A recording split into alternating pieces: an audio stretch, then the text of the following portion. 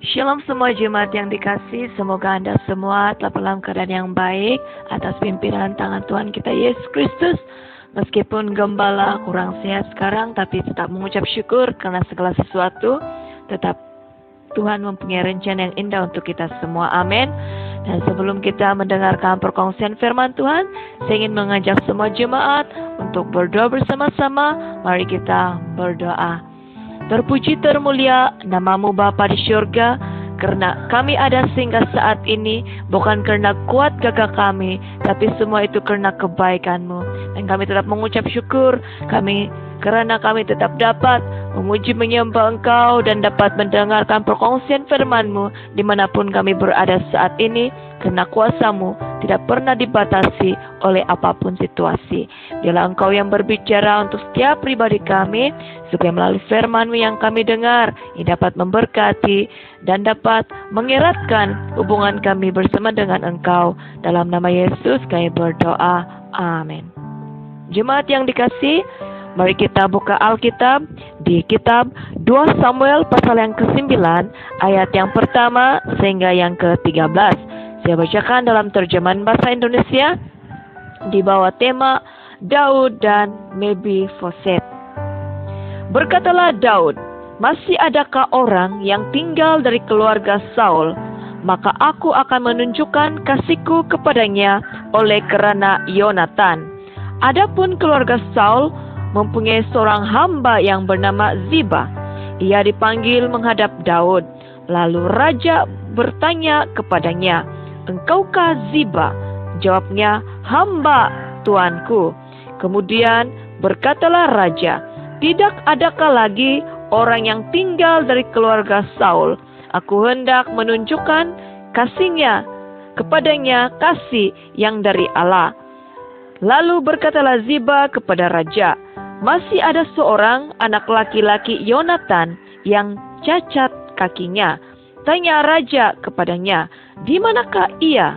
Jawab Ziba kepada raja, "Dia ada di rumah Makhir bin Amil di Lodibar." Sesudah itu Raja Daud menyuruh mengambil dia dari rumah Makhir bin Amil dari Lodibar. Dan Mephiboset bin Yonatan bin Saul masuk menghadap Raja Daud. Ia sujud dan menyembah. Kata Daud, "Mephiboset." Jawabnya, "Inilah hamba tuanku." Kemudian berkatalah Daud kepadanya, "Janganlah takut, sebab aku pasti akan menunjukkan kasihku kepadamu oleh kerana Yonatan ayahmu. Aku akan mengembalikan kepadamu segala ladang Saul nenekmu, dan engkau akan tetap makan sehidangan dengan aku." Lalu sujudlah Mephiboset dan berkata, "Apakah hamba-Mu ini sehingga engkau menghiraukan anjing mati seperti aku?" Lalu raja memanggil Ziba, hamba Saul itu, dan berkata kepadanya, "Segala sesuatu yang adalah milik Saul dan milik seluruh keluarganya kuberikan kepada cucu tuanmu itu. Engkau harus mengerjakan tanah baginya, engkau, anak-anakmu, dan hamba-hambamu, dan harus membawa masuk tuayannya, supaya cucu tuanmu itu ada makanannya. Mephiboset, cucu tuanmu itu, akan tetap makan sehidangan dengan aku." Ziba mempunyai 15 orang anak laki-laki dan 20 orang hamba.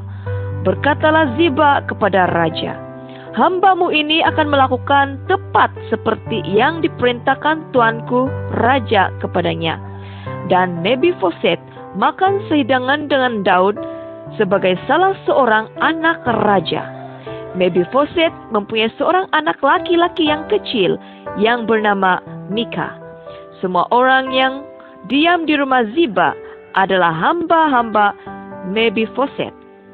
Demikianlah Mephiboset diam di Yerusalem, sebab ia tetap makan sehidangan dengan raja. Adapun kedua kakinya timpang. Haleluya. Jemaat yang dikasih, subtema kita pada hari ini ialah diberkati untuk memberkati. Kita seringkali mendengar tentang hukum alam, karma, dan apa yang kita tabur, itu yang akan kita tuai. Jika kita melakukan kebaikan, kita akan mendapat hasil yang indah.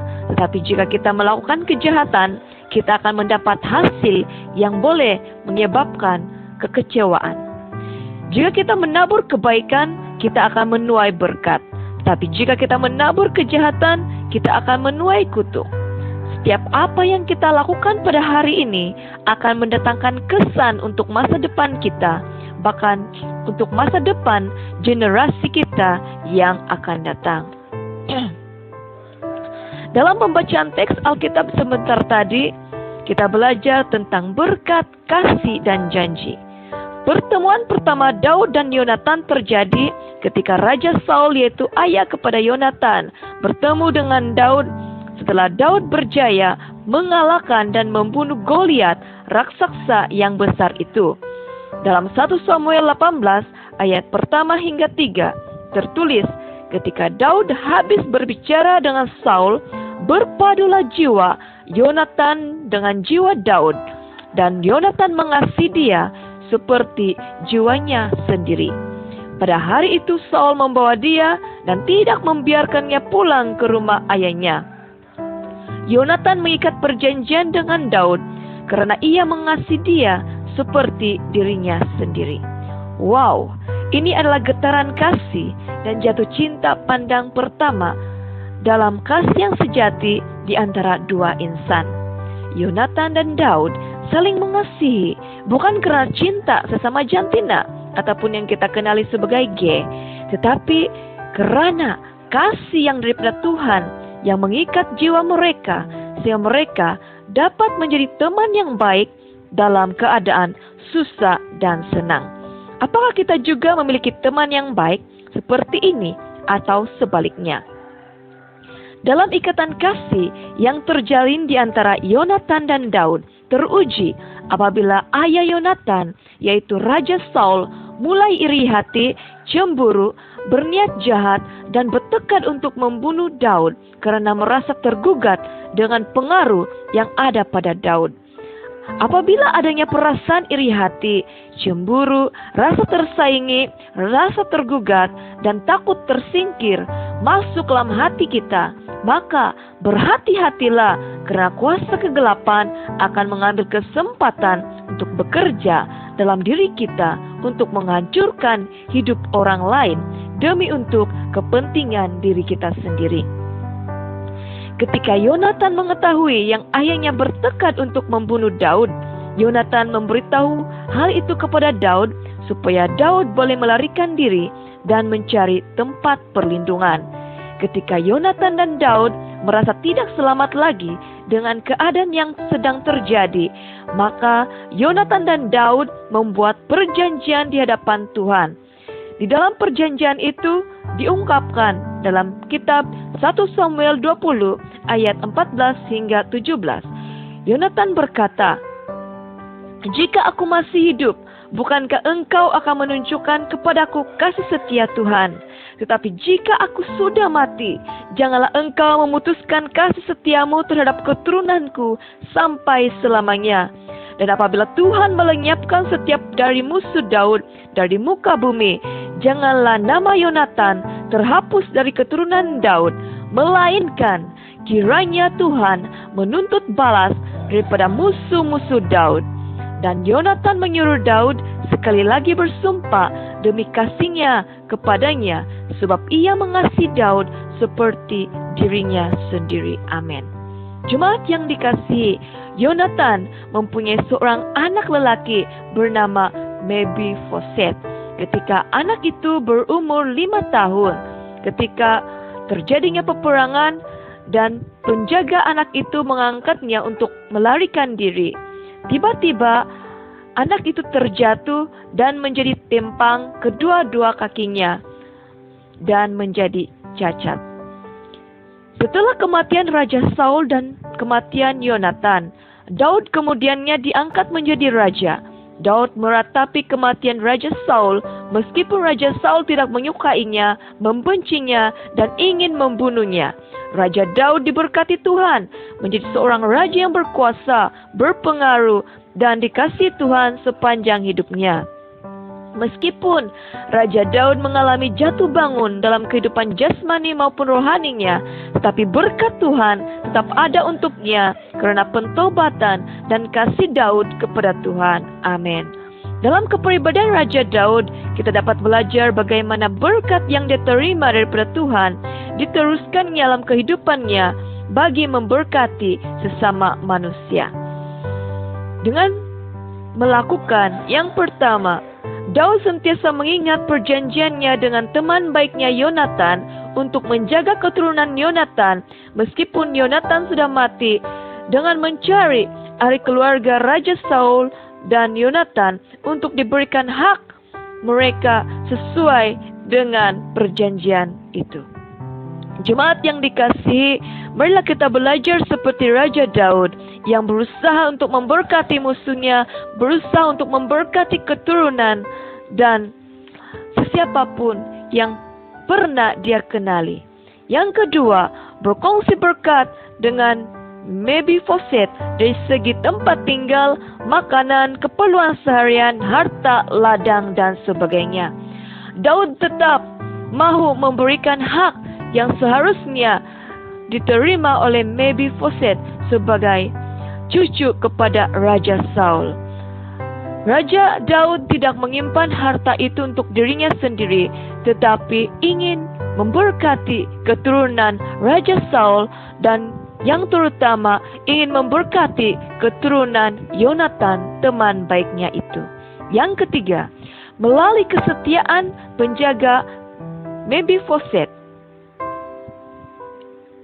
Sejak dia masih kecil sehingga dewasa, yaitu Ziba, maka Ziba turut mendapat bagian berkat melalui kesetiaannya kepada Mephiboset. Apabila kita setia kepada perkara yang kecil, maka kita akan diberikan kepercayaan untuk hal-hal yang lebih besar lagi. Amin. Yang keempat, Raja Daud diberkati Tuhan untuk menjadi saluran berkat untuk kemuliaan nama Tuhan, untuk memberkati musuh-musuhnya, mengampuni orang yang tidak menyukainya, tetap mengasihi orang dan keturunan Raja Saul, dan tetap berlaku adil untuk semua orang. Jika kita mahu orang lain menghormati kita, maka marilah kita belajar untuk menghormati orang lain juga. Jika kita mahu orang lain mengasihi kita, maka marilah kita belajar untuk mengasihi orang lain juga. Jika kita mau Tuhan memberkati hidup kita, maka marilah kita belajar untuk berkongsi berkat dengan orang lain juga. Dan kita juga harus mengingat setiap orang yang pernah menyokong, mendorong, dan memberkati hidup kita selama ini dengan berusaha membalas semua kebaikan bagi keturunan mereka yang akan datang. Jemaat yang dikasihi, berkat Tuhan tidak akan pernah habis, tidak akan pernah hilang, dan tidak akan pernah berhenti dalam hidup kita. Berkat Tuhan akan sentiasa mengalir dalam hidup kita apabila kita belajar untuk berkongsi berkat dengan sesama kita. Tuhan sangat senang dengan orang yang suka memberi, suka memberkati, dan suka menolong orang lain. Berkat Tuhan harus dikongsikan dan harus dinikmati bersama. Kita diberkati Tuhan untuk berkongsi berkat untuk sesama kita. Kita bukan setakat menjadi bilik simpanan untuk berkat, tapi kita adalah agen-agen yang harus menyalurkan, meneruskan, dan berbagi berkat kepada orang lain. Berbahagialah orang yang murah hati, karena kita akan beroleh kemurahan. Berbahagialah orang yang memberkati, karena kita akan melihat berkat-berkat Tuhan sentiasa mengalir dalam hidup kita. Jemaat yang dikasihi, saya mempunyai seorang bapak yang bekerja ketika dia masih hidup sebagai seorang anggota polis. Dan ketika dia meninggal dunia, dan teman-teman yang dia pernah layani dan kenali sangat berbaik hati kepada saya dan keluarga saya, karena melalui kebaikan yang telah ditabur oleh bapak saya ketika dia masih hidup, orang lain mengingat hal itu dan ingin membalas kebaikan yang pernah bapak saya lakukan kepada saya dan keluarga saya. Dan ketika hal itu terjadi, saya melihat bahwa apapun kebaikan yang keluarga kita lakukan, itu akan mempengaruhi keluarga kita juga. Sebab itu saya ingin mendorong kita, selagi kita masih hidup, marilah kita menjadi berkat, menjadi garam, dan menjadi terang untuk semua orang. Supaya melalui kepribadian kita, berkat Tuhan akan selalu ada, dan berkat Tuhan akan dapat kita berikan untuk orang lain, bahkan untuk generasi kita yang akan datang. Amin. Mari kita berdoa. Haleluya. Bapa di surga, kami mengucap syukur karena Engkau selalu memberkati kami dan mengajar kami untuk memberkati sesama kami. Karena Engkau telah terlebih dahulu memberkati hidup kami. Bila kami belajar seperti Raja Daud yang dapat memberkati musuhnya, bahkan sentiasa ingat akan perjanjiannya dengan Yonatan, sahabat baiknya itu, sehingga dia tetap menjaga dan memberikan perlindungan kepada keturunan Yonatan dengan sebaik mungkin. Tolonglah kami Tuhan, supaya kami juga mau ingat untuk orang-orang yang pernah memberkati hidup kami, yang pernah mengangkat kami, yang pernah menolong kami, dan pernah membantu kami daripada apapun segi dan bentuk. Diberkatilah mereka dalam nama-Mu, diberkatilah keluarga mereka, diberkatilah kehidupan mereka, diberkatilah harta benda mereka, dan apapun yang mereka miliki, bila nama-Mu ditinggikan. Terima kasih Bapa, damai sejahtera daripada surgawi menyertai kami semua. Dalam nama Yesus kami berdoa. Amin. Salam kasih daripada saya, Gembala Felianifo. Tuhan menyertai dan memberkati kita semua. Amin.